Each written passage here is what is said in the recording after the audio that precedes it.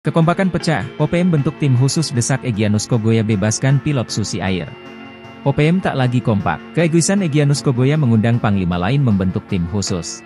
Nasib pilot Susi Air, Philips Mark Mertens, akhirnya menemui titik terang. Egyanus mendadak mengubah keputusannya, kini tinggal bagaimana pemerintah Indonesia menyikapi perpecahan dalam internal OPM tersebut.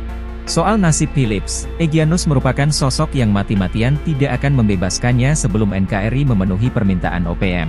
Egyanus sempat bertekad untuk terus membawa bule Selandia Baru itu kemanapun pelariannya hingga ajal menjemput. Di awal tahun 2024, pernyataan Egyanus tersebut diklarifikasi sendiri oleh jubir OPM, Sebbi Sambom.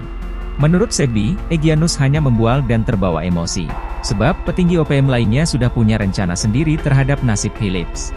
Yakni, akan tiba waktunya di mana Philips akan dibebaskan. Selain itu, pernyataan Sebbi justru akan menjadi bumerang bagi OPM karena dinilai dunia bahwa mereka melanggar HAM. Sejak Februari 2024 atau tepat 1 tahun Philips disandera, markas pusat OPM sebetulnya sudah meminta agar Egyanus segera membebaskan Philips. Alasannya, proyek pertukaran Philips dengan kemerdekaan Papua tidak sejalan dengan prinsip perjuangan milisi Papua Merdeka. Saat itu Egyanus belum menyetujuinya. Sebbi dan petinggi lainnya membentuk tim khusus untuk bertemu Egyanus dan menjelaskan prinsip perjuangan Papua Merdeka.